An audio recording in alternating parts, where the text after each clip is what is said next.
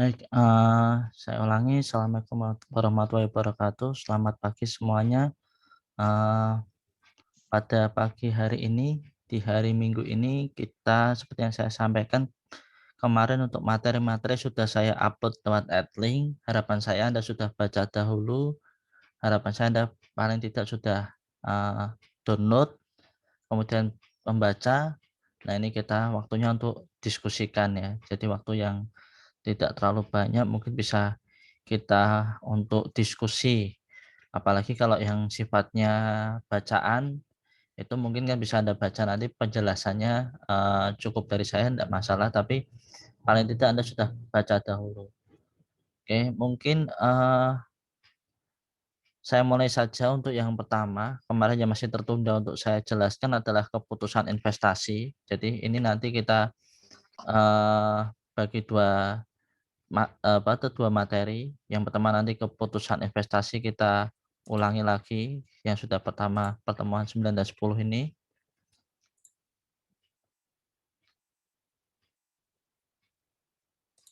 Jadi untuk keputusan investasi nanti kita ulang sedikit terkait dengan perhitungan-perhitungannya, karena memang kemarin kita masih belum membuat perhitungan-perhitungan ya, belum melakukan untuk yang perhitungan-perhitungan. Terus nanti setelah itu kita nanti masuk ke kebijakan dividen ya. Baik, sambil nunggu yang lain datang, mungkin kita mulai dahulu. Untuk yang pertama adalah keputusan investasi. Jadi ini materi sudah saya upload. Materi sudah saya upload kemarin di pertemuan 9 dan 10. Baik, yang pertama juga sudah saya jelaskan kalau tidak salah. Jadi keputusan investasi ini adalah pada prinsipnya semua keputusan diambil oleh manajer keuangan, baik yang menyangkut keputusan investasi, keputusan pembelanjaan, dan kebijakan dividen, memiliki tujuan yang sama. Jadi nanti kita untuk keputusan investasi dan kebijakan dividen yang akan kita bahas, semua itu mensyaratkan suatu estimasi hasil yang diharapkan dan risiko atau kemungkinan tidak diperolehnya hasil seperti yang diharapkan. Jadi intinya adalah manajer keuangan itu harus bisa memprediksi ke depan seperti apa. Apakah dari keputusan hari ini itu bisa menghasilkan hasil yang diharapkan untuk masa yang akan datang ya. Jadi ketika kita melakukan investasi, kita melakukan pengambilan keputusan, itu harus bisa diperkirakan hasilnya ke depan seperti apa. Oke, saya lanjutkan aja nih, mungkin tidak usah saya jelaskan karena sudah ada. Ini juga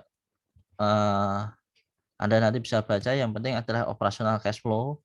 Cash flow itu adalah aliran kas ya. Jadi cash flow itu laba setelah pajak ditambah penyusutan ditambah bunga dikurangi satu min pajak. Nanti apa seperti ini nanti saya jelaskan ketika kita masuk di soal.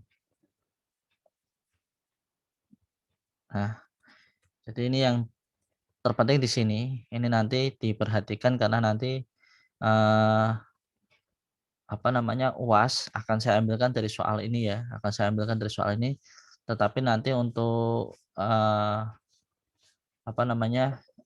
hitung-hitungannya mungkin nggak terlalu banyak karena saya sadari memang kuliah dengan metode online seperti ini kurang begitu efektif ya, terkait kalau misalkan dengan hitung-hitungan. Terus kemudian kalau nanti ujian saya kasih waktu yang terbatas. Artinya terbatas itu kan ketika soal itu diklik, otomatis kan Anda harus segera menjawab 2 jam, 3 jam. Nah, Itu kalau Anda sambil mencari mencari jawaban, itu ya bisa sih bisa, cuma kadang-kadang ya lari sana lari sini ya ibaratnya ya. Nah itu nanti coba, yang terpenting dari apa yang kita bahas hari ini, Anda tahu apa itu accounting rate of return, payback period, net present value, internal rate of return, sama profitability index ya. Jadi yang penting Anda tahu itu, yang penting Anda pernah punya gambaran itu. Nanti, ke depan seperti apa, nanti di dunia kerja Anda bisa mengaplikasikannya sendiri.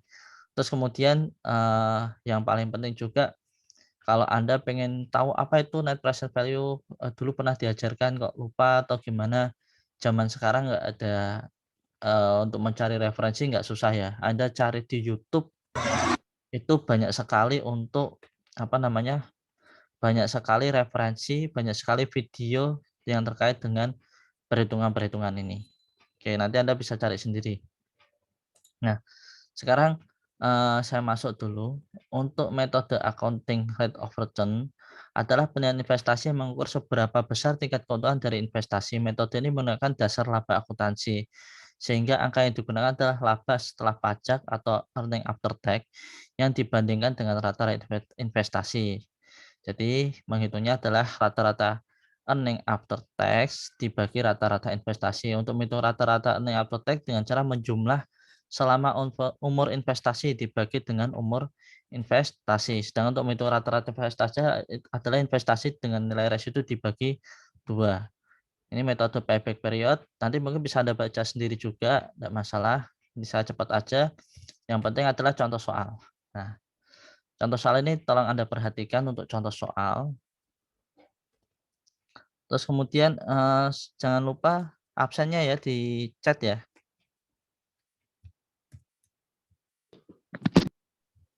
Baik, Pak. Ya, Pak. Ya, sambil absen ya. Jadi sambil mendengarkan penjelasan saya sambil absen. Oke, contoh untuk soal, PT Wahana merencanakan sebuah proyek investasi yang diperkirakan akan menghabiskan dana sebesar 750 juta. Dana tersebut 100 juta merupakan modal kerja dan sisanya modal tetap dengan nilai residu diperkirakan 150 juta. Dan mempunyai umur ekonomis 5 tahun. Proyeksi penjualan selama usia ekonomis diperkirakan sebagai berikut. Tahun pertama 400 juta, tahun kedua 450 juta, dan selanjutnya sampai dengan tahun kelima 600 juta. Struktur biaya pada proyek ini adalah biaya variabel 40% dan biaya tetap tunai selain penyusutan sebesar 20 juta per tahun. Pajak yang diperhitungkan 30% dan return yang diharapkan adalah 18%. Dari data tersebut, apakah proyek tersebut layak dijalankan? Nah, ini adalah gambaran ketika kita menghadapi sebuah soal project ya. Ini kalau Anda sebagai manajer keuangan akan dihadapkan seperti ini. Jadi angka-angka proyeksi, angka-angka perkiraan itu yang akan disodorkan ke Anda bahwa kita akan punya proyek investasi 750 juta, apa namanya, ada dana modal kerjanya 100 juta, kemudian sisanya modal tetap dengan nilai residu diberikan 150 juta, umur ekonomisnya 5 tahun. Biaya variabelnya 40%, biaya tetap tunai selain penyusutan 20 juta per tahun. Pajak yang dibutuhkan adalah 30% dan return atau pengambilan yang diharapkan, hasil yang diharapkan adalah 18%. Dari data tersebut, apakah proyek tersebut layak dijalankan? Yang pertama adalah kita lihat ini perhitungan laba setelah pajak dan cash flow ya. Jadi ini penjualan dimasukkan. Tahun pertama 400, 450, ini kan sama dengan ini. Nah, ini dimasukkan ke dalam tabel seperti ini. Tahun pertama, tahun kedua, tahun ketiga, tahun keempat, dan tahun kelima. Biaya variabel ini didapat dari mana? Biaya variabel didapat dari 40% dikalikan dengan ini ya. 40% kalikan dengan 400, 40% kalikan 450, 40% kalikan 500 ya, dan seterusnya. Ini angkanya dalam ribuan. Biaya tetap tunai ini adalah sebesar 20 juta. Tadi sudah ditulis 20 juta per tahun ya. Nah, penyusutan 100 juta. Total biaya, jadi total biaya itu adalah biaya variabel, biaya yang selalu berubah sesuai dengan penjualan ya. Kemudian biaya tetap itu fixed cost, jualan tidak jualan itu keluarnya sama seperti apa? Seperti biaya gaji pegawai administrasi. Jadi jualan berapapun ya biayanya gaji tetap sama. Tapi kalau biaya variabel ya itu katanya biasanya sama dengan biaya penjualan. Penyusutan itu sama, kemudian total biayanya ini total biaya, kemudian ketemu laba sebelum pajak ya. Earning before tax 120 juta tahun pertama, 150 juta tahun kedua, dan seterusnya ya. Laba setelah pajak adalah 84 juta, ini 30% ya. 30% itu 36 juta, 45 juta, 54. Laba setelah pajaknya adalah 84 juta, 150 juta, 126, 147 ya. Ini soal ya pajak 30%. Kalau sekarang pajak itu tergantung masing-masing ya. Tergantung omset masing-masing. Kalau omsetnya di atas 50M, pajaknya sekarang 22% ya. Yang dulu 25%, sekarang 22%. Itu kalau omset di atas 50 miliar itu di ketentuan kita di undang-undang perpajakan. Tapi ini hanya sekedar soal ya. Kemudian cash flow-nya, cash flow itu berarti aliran kasnya itu dikurangi dengan penyusutan ya, dikurangi dengan penyusutan. Nah, ini adalah 184 juta, 205 juta itu cash flow-nya, aliran kasnya. Di tahun kelima ditambahi nilai residu ya, ditambah nilai residu. Jadi 168, 100 juta ditambah nilai residu 150 juta ditambah modal kerja 100 juta, ketemunya adalah 518 juta. Ini adalah perhitungan laba setelah pajak dan cash flow. Nah, analisa kelayakannya itu cara menghitungnya seperti ini ya. Jadi untuk rata-rata earning after tax ini adalah dijumlahkan 84 ditambah 105, ini ditambahkan dari ini laba setelah pajak ya. Laba setelah pajak ditambahkan semua dibagi dengan periodenya adalah 5. Rata-rata investasi itu adalah 750 ditambah 150. Anda lihat tadi penjelasan daripada rata-rata investasi itu apa ya. Nah, ini adalah sudah Anda bisa lihat rata-rata investasi adalah investasi dengan nilai residu dibagi 2. Berarti 750. Nah, ini 750 ditambah nilai residu dibagi 2. Nah, itu ini dikalikan ketemunya 28%. Padahal kita cuma mengharapkan 18%, tapi dengan tadi perhitungan ini itu didapatkan angka keuntungan 28% lebih besar, maka layak dijalankan. Wong kita cuma berharap 18% kok dapatnya 28%, berarti lebih tinggi 10%. Berarti ini adalah layak untuk dijalankan. Oke. Terus kemudian yang kedua, ini adalah payback period ya. Payback period itu berarti tahun keberapakah investasi akan kembali ya, tahun keberapa investasi akan kembali. Kita perhatikan adalah cash flow-nya di sini ya, kita perhatikan cash flow-nya di sini. Tahun pertama Anda lihat cash flow di sini 184. Tahun kedua 184 ditambah 205 itu ketemunya berapa ya? Ketemunya 184 ditambah 205. Jadi menghitungnya gini, ini 566 itu ketemu dari 750 dikurangi 184. Jadi kalau saya masukkan ke Excel, nilai investasi 750, cash flow tahun pertama 184, maka masih sisa 566 ya. 566 dikurangi 205 masih sisa 361 juta. Tahun ketiga cash flow-nya 226 juta. Anda perhatikan cash flow di sini ya.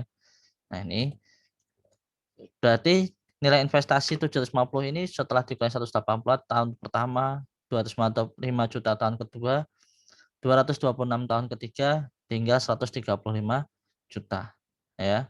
Nah, tahun keempat itu 247. Padahal sisanya tinggal 135. Berarti tidak sampai tahun keempat itu selesai, itu sudah kembali nilai investasi 750 juta dari cash flow yang ada. Makanya ini adalah 135 dibagi 247. Ketemunya cuma 3,5 tahun.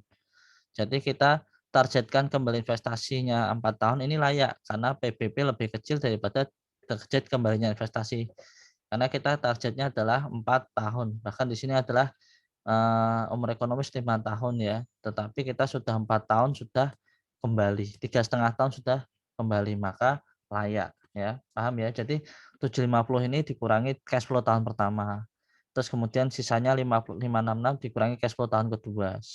Begitu selanjutnya sampai tahun ketiga tinggal sisa 135 juta investasinya ini dikurangi cash flow tahun keempat. Tapi belum sampai 4 sudah selesai. Itu adalah payback periode ya. Ini untuk yang analisa kelayakan payback periode. Ditargetkan 4 tahun cuma 3,5 tahun bisa kembali berarti sudah baik. Berarti layak untuk dijalankan. Oke, saya agak cepat. Nanti kalau ada pertanyaan bisa Anda tanyakan ya. Tapi harapan saya ini sudah oke. Nanti kalau enggak nanti saya buatkan videonya khusus untuk ini. Tetapi harapannya sih ini soalnya nanti ujian untuk yang hitung-hitungannya ini aja. Baik, kita lanjutkan untuk yang net present value. Ini adalah tabel net present value. Oke, mungkin saya bisa masuk ke Excel-nya ya. Jadi ini ada tabel net present value. Cara perhitungannya, Anda perhatikan dulu cash flow di sini. Cash flow di sini ada 184 juta, 205 juta. Ini sama dengan cash flow yang tadi. Terus kemudian diskon faktor R 18% ini adalah nilai yang diharapkan ya, tingkat keuntungan yang diharapkan. Jadi bunganya itu 18%. Nah ini ya, return yang diharapkan 18%. Itu adalah R18. Present value of cash flow ini rumusnya adalah tadi ya. Nah ini rumusnya adalah yang di sini.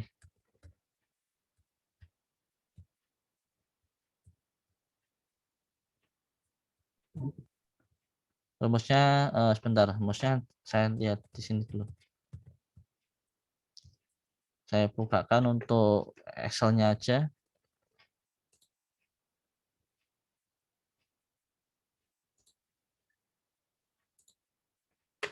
Nah, ini Excel-nya. Jadi rumusnya adalah yang ini. Nah, ini adalah R faktor ini, rumusnya adalah 1 ditambah suku bunga yang diharapkan dikalikan dengan dipangkatkan dengan N atau tahunnya ya, dipangkatkan dengan N. 1 ya. Terus kemudian yang bawah 2, terus 3, 4 dan 5. Ini sesuai dengan tahunnya ya. Jadi 1 dibagi 1 plus bunga yang diharapkan dikalikan dipangkatkan N. Ya, nanti saya tuliskan rumusnya. Jadi rumusnya kok hilang. Saya sudah tulis tapi hilang. Terus kemudian rumus ini adalah cash flow dikalikan dengan diskon faktor ya, dikalikan dengan ini. Maka ketemu ini. Nanti Excel-nya saya bagi ya. Jadi nanti kalau ujian Anda kalau sudah paham kan tinggal masukkan ke angkanya ke dalam rumus Excel ini. Terus kemudian present value-nya ini saya bulatkan. Jadi saya kalikan 1000 biar bulat nilainya, biar tidak pecahan di belakang sini. Ini saya bulatkan, itu ketemu present value of cash flow yang dibulatkan ya. Nah, dari tabel net present value saya besarkan, saya zoom. Di tabel net present value yang nilai harapkan 18%, ini ingat 18% masukkan sini ya, 0,18 dipangkat 1 untuk periode pertama, kedua, ketiga dan selanjutnya untuk tahun pertama, 2, 3 dan 4. Ini ketemu ini total present value of cash flow itu sebesar 794.534.000 dengan nilai investasinya yang 750 juta itu lebih besar daripada total present value of cash flow, maka dikatakan layak untuk dijalankan karena lebih besar pendapatannya. Jadi selama 5 tahun itu dapatnya lebih besar daripada nilai investasi kita. Cara berpikirnya seperti itu ya. Cara gampangnya seperti itu. Bahwa dengan diharapkan 18% dengan cash flow uang yang masuk sekian, itu ketemunya adalah seperti ini dan di total dapatnya 794 juta sekian. Itu dibandingkan nilai investasi kita yang 750 juta itu lebih besar ya. Maka kita lebih dapat keuntungan 44.534. Maka dikatakan layak ya, dikatakan layak untuk diinvestasikan. Mau kita cuma investasi 750, kita dapatnya pengembalian 794 juta ini.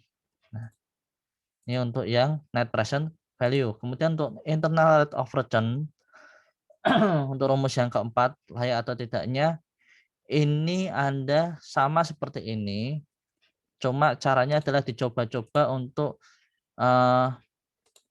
ininya, apa namanya, R faktornya. Jadi R faktor ini akan digunakan sampai dengan ketemu ininya harus negatif ya. Ininya harus negatif. Jadi kalau tadi positif, NPV kedua, Anda lihat rumus di sini ada TPVRT. Ini kalau nanti ada di PowerPoint Anda bisa lihat. Di PowerPoint Anda bisa lihat. Nah, ini nanti ini ada rumus TPVRT. Ini adalah R yang kedua, atau nanti kalau Anda lihat di YouTube ada juga yang menggunakan NPV2, NPV1, NPV2. Tapi kalau saya gunakan di sini adalah TPVRR dan TPVRT ya. Jadi di sini adalah yang kedua, ini yang pertama ya. Yang pertama ini yang kedua. Yang pertama yang tadi yang positif. Kita cari yang negatifnya ya. Jadi di sini kita coba-coba angka R-nya diganti-ganti sampai dengan ketemu ini negatif. Perhatikan ini negatif. Jadi di bawahnya 750 ya. Nah, ketemunya berapa? Setelah dicoba-coba jadi tadi kan 18% positif ya. Kita coba 19%, 20%, ketemu yang negatif adalah sebesar 21% ya. Saya sudah coba ketemunya 21%, ini salah, ini 21%. Nah, 21% kita masukkan angkanya, ketemulah 20,23% ya. Dengan rumus 18% ditambah ini dikurang ini ketemu 20,23%. Maka ini dikatakan layak karena ini lebih tinggi dibandingkan 18% dibandingkan dari return yang diharapkan. Ini dikatakan layak seperti itu. Terus kemudian yang kedua tinggal memasukkan angka ini aja untuk profitability index adalah angka yang PV of cash flow dibagi dengan nilai investasi 1,06. PI lebih besar daripada 1 maka dikatakan layak, atau bisa dikatakan kalau nilainya lebih besar daripada investasi maka dikatakan layak ya. Oke, itu untuk yang analisa kelayakan. Pak, izin tanya Pak. Ya. Kalau Gimana? untuk itu tadi masalah RT yang tadi kan dicoba-coba, berarti Ya. itu baru minus 15 juta itu Ya. ketika RT pada posisi 21%. Berarti Ya. 20% belum minus ya Pak? Ya, harus minus ya. Jadi dicoba-coba memang. Ini kalau Anda mau lihat saya coba-cobanya dengan sini posisi ini kemarin. Nanti saya bagi lagi, share lagi untuk YouTube lain lagi ya. Jadi biar Anda tambah penjelasan ya. Nanti ada saya bagikan untuk ini, tapi saya bagikan juga untuk YouTube. Bentar, ini kok nggak kelihatan. Nah, ini saya coba-coba ya. Ini saya coba-coba, ini saya gonta-ganti. Ini saya gonta-ganti. Nah, ini kan kalau 19 masih positif kan? Ini masih positif ya. Ya. Nah, itu memang dicoba-coba. Di 0,21 ini adalah angka yang paling pas ya. Nanti saya kasihkan untuk rumus ini. Excelnya. Excelnya nanti Ya. dikirim ya Pak? Ya, nanti Kasih Pak. Excelnya nanti saya kirim itu untuk mempermudah Anda. Jadi nanti kalau ujian Anda mungkin tinggal masukkan angka-angkanya ini aja nggak masalah. Itu ya. Jadi Ya Pak. intinya adalah rumus ini adalah cari yang minusnya, yang belakang itu cari yang minusnya, yang depan cari yang positifnya. 4, 4, 5, 3, 4 ini adalah yang 4, 4, 5, 3, 4 ini ya. Jadi ini sebenarnya logika berpikir ini yang paling penting Anda pahami adalah logika berpikirnya adalah yang positifnya ketika kita berinvestasi itu positif pengembaliannya berapa? 1,06 tadi yang ketemu di PI ini ya. Nah, kalau negatifnya itu berapa sih sebenarnya? Paling negatifnya, nah, ketemunya adalah 734. Maka ketemu IRR-nya 20,23.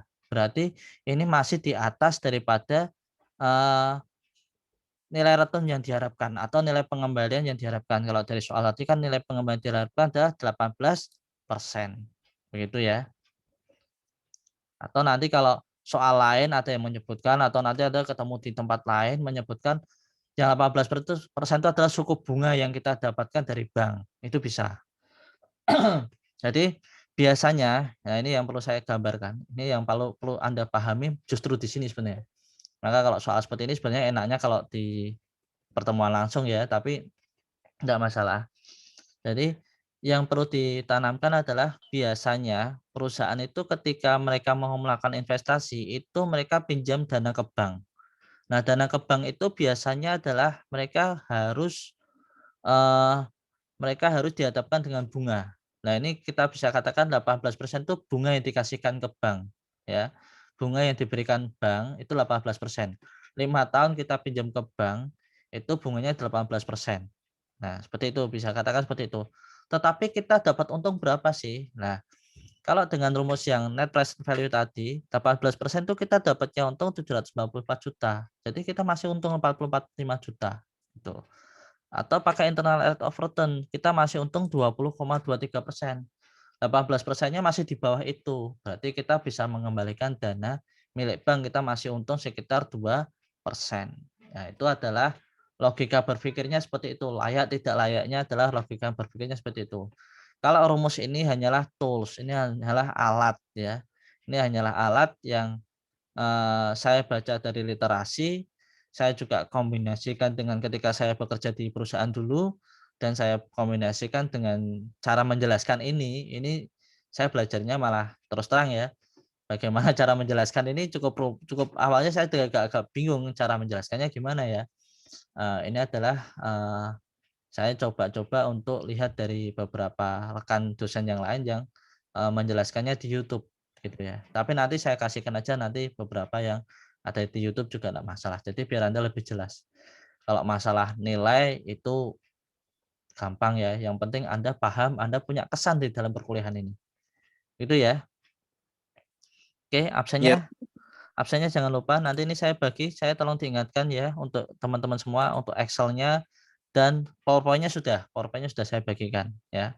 PowerPoint-nya sudah saya bagikan. Ini Excel-nya saya buat sendiri. Jadi nanti kalau ada yang belum paham nanti bisa tanya ke saya, Pak, itu dapat dari mana? Itu ada 2 sheet di situ manajemen keuangan, nanti yang satu saya tulis sheet rumus-rumusan ya. Tuh. Oke, untuk keputusan investasi. Ada yang mau ditanyakan sampai di sini sebelum kita masuk ke kebijakan dividen? Kalau menentukan cash flow, Pak, Menentukan cash flow. tabel tadi. Tabel yang pertama tadi ya? Tabelnya di PowerPoint.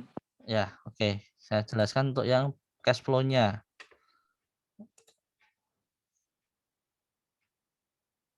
Ini ya tadi ya. Yang di PPT, Pak, yang tadi Ya. yang ada biaya tetap ya. Ya, ini toh. Ya. Nah, cash flow di sini, nah ini kalau Anda pernah belajar akuntansi, laporan keuangan pada arus kas, laporan keuangan di arus kas, Anda bisa paham ini adalah cash flow atau arus kas ya. Jadi arus kas itu aliran benar-benar dana. Ini logika yang berpikir seperti itu. Aliran Anda membayangkan benar-benar aliran dana itu yang keluar masuk, yang masuk ke dalam perusahaan. Anda perhatikan tahun pertama saja, nanti tahun kedua, tahun kelima, bersama tahun kelima hanya beda tambah nilai residu atau nilai sisa sama modal kerja. Tahun pertama Anda perhatikan penjualan 400 juta. Berarti logikanya adalah 400 juta itu benar-benar uang yang masuk ke kita, ya 400 juta. Terus kemudian biaya variabel. Biaya variabel itu adalah kan biaya-biaya yang dikeluarkan terkait dengan penjualan ya.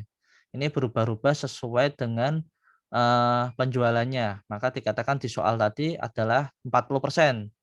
Ya, 40% ya. Dari ini tadi. Oke, sebentar. 400 juta ini ya. Ini seperti ini. Nah, ini adalah 40%. Jadi 40% kalikan 400. tahun kedua 40% kalikan 450 ya. Biaya tetap tunai itu adalah tadi yang saya katakan ada tidak ada penjualan ini mesti keluarnya sekian. Ini 20 juta. Penyusutan, Anda paham ya, depresiasi ya, penyusutan ya. Kita beli mobil pasti disusutkan selama 8 tahun. Beli motor 4 tahun itu kalau urusan dengan pajak. Tapi bisa disusutkan dengan cara lain 5 tahun, 6 tahun. Kita punya inventaris disusutkan. Itu Anda paham di pengantar akuntansi 1. Nah, total biaya, ingat penyusutan ini adalah kita sudah keluar uang sebenarnya di tahun pertama, tahun pembelian pada saat kita membeli. Cuma biaya penyusutannya kita bagi dengan sesuai periodenya. Kan nggak mungkin kita beli mobil langsung dibiayakan sebesar 200 juta pada tahun itu. Pasti labamu pasti turun. Padahal mobil bisa dipakai sepanjang 5 tahun, 6 tahun, 8 tahun. Kan seperti itu. Jadi ini sebenarnya biaya penyusutan ini sudah nggak ada angkanya. Sudah ada angkanya tetapi tidak ada uangnya. Tidak ada uang keluar masuk. Itu logikanya. Total biaya ada 280 juta. Labanya 120, pajaknya yang dikeluarkan, pajaknya adalah 30%. Ini pajak ini uangnya juga keluar ya, disetorkan ke kantor pajak. Laba setelah pajak 84 juta. Nah ini saya katakan tadi yang, Pak, kenapa penyusutan kok ditambahkan lagi di bawahnya, penyusutan itu 100 juta itu? Ya, karena penyusutan itu sebenarnya sudah tidak ada uang keluar. Ya, jadi sudah tidak ada cash flow. Jadi uangnya keluarnya pada saat pertama, kan gitu. Maka dikembalikan angka cash flow-nya itu 100 juta ini masukkan laba setelah pajak. Jadi 184 juta. 184, 205, 226, 247 dan 518. Itu logika berpikirnya adalah seperti itu. Jadi ini adalah untuk cash flow-nya. Itu. Coba nanti dipahami dulu ya. Yang penting angkanya Anda paham dari soal itu. Itu bisa menjawab?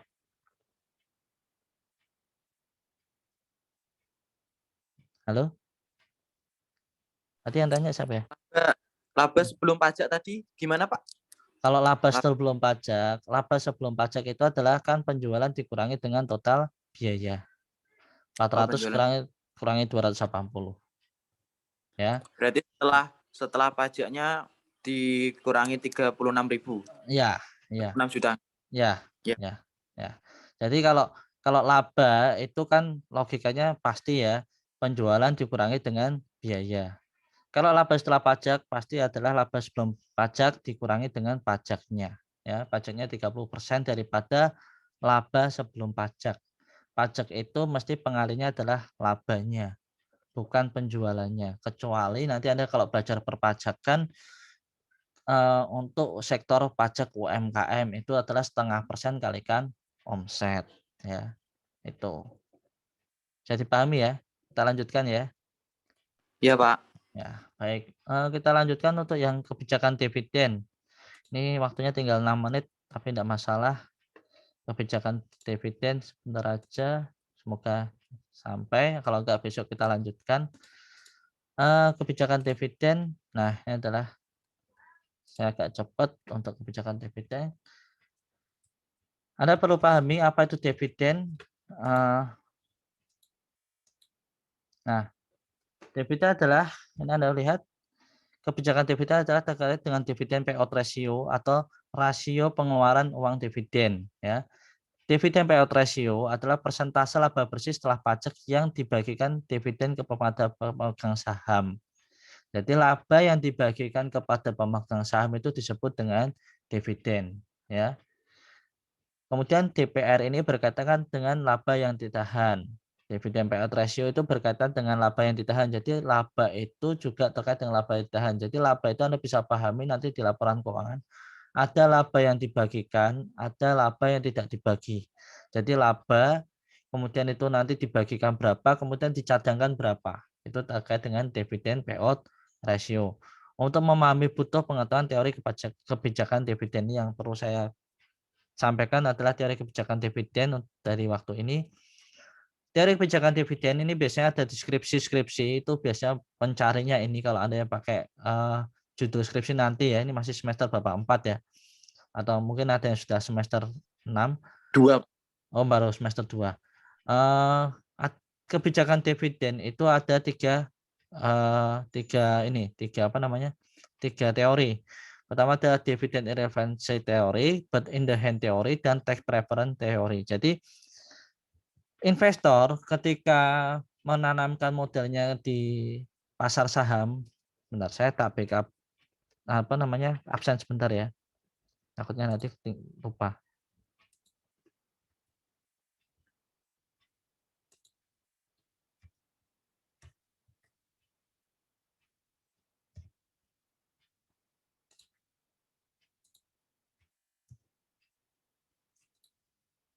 Oke, investor ketika menanamkan modalnya, dananya di pasar saham, Anda kalau sudah bahasa pasar modal, menanamkan modalnya di sana itu punya kepentingan masing-masing, punya cara berpikir masing-masing, banyak cara berpikir. Saya banyak cara berpikir, tetapi sebenarnya terkait dengan tanam saham itu ada tiga teori ini sangat berkaitan. Yang pertama adalah bahwa kebijakan dividen itu tidak berpengaruh pada harga pasar dan nilai perusahaan. Ya, jadi yang namanya perusahaan itu memberikan dividen atau tidak itu tidak berpengaruh pada harga sahamnya. Misalkan Unilever, dia punya laba 1 miliar, tapi dia tidak bagi kepada pemegang sahamnya. Nanti harga sahamnya naik atau turun, itu tidak ada pengaruhnya sama sekali. Kenapa tidak ada pengaruhnya? Menurut teori irrelevansi teori ini, bahwa yang namanya investor itu menanamkan modalnya itu tidak berharap pada dividen yang munculnya paling setahun sekali. Tetapi mereka berharap pada kenaikan dan penurunan nilai perusahaan berdasarkan mekanisme pasar. Mekanisme pasar itu terkait dengan penawaran, penawaran dan permintaan permintaan saham itu sendiri. Nah, permintaan saham itu sendiri didapat dari mana? Itu macam-macam, ada isu positif. Misalkan kayak kemarin Tokopedia dengan Gojek ini akan bergabung. Nah, pasti nilainya akan naik. Wah, itu nanti lebih menguntungkan. Oh, Bank Mega itu akan menambah gerai outlet Transmart sekian. Oh, itu pasti nanti penjualannya akan naik. Nah, itu otomatis orang cari sahamnya Bank Mega. Kemudian Bank Syariah bergabung. Secara positif ada isu positif seperti itu. Mereka akan berlomba-lomba mencari sahamnya. Karena banyak yang meminta sahamnya, lembar sahamnya, otomatis dengan naiknya permintaan, penawaran akan menjadi sedikit, harga akan menjadi naik di pasar saham itu. Jadi nilai daripada harga pasar saham dan nilai perusahaan ini tidak ada pengaruhnya sama sekali dengan ada atau tidaknya dividen, tetapi lebih ke mekanisme saham yang ada di pasar itu sendiri. Terus kemudian yang kedua, ini adalah bird in the hand theory. Nah, ini adalah kebalikannya. Ini bahwa harga saham itu ditentukan oleh pembagian dividen. Kenapa berpikirnya seperti itu? Para investor yang berpikir dengan cara seperti ini adalah mereka berpikir saya tidak penting harga itu naik atau turun di sana. Karena kalau naik atau turun itu cepat sekali. Saya beli pas harga itu naik, tapi setelah saya beli isunya sudah selesai. Maka harganya malah turun, saya malah rugi. Saya beli harga di atas. Saya beli di harga 500, ternyata sekarang harganya cuma 400. Saya mendingan pegang saham ini untuk saya dapat dividen yang sudah pasti setiap tahun akan dibagikan. Nah, itu adalah teorinya berpengaruh positif. Mungkin itu dulu dari saya sampai dengan kebijakan dividen. Karena waktu kurang dari 1 menit ya, sudah tinggal kurang 1 menit ya. Oke, kalau ada yang mau ditanyakan nanti bisa tanya di WA, boleh. Nanti saya jawab, nanti saya buatkan untuk jawabannya. Baik, mungkin itu dulu ya. Ya, Pak. Ya, Pak. Ya, baik. Untuk perkuliahan hari Minggu ini mungkin cukup apa yang saya sampaikan. Semoga bermanfaat. Ada kurang dan lebihnya saya mohon maaf. Selamat pagi. Assalamualaikum warahmatullahi wabarakatuh. Waalaikumsalam warahmatullahi wabarakatuh.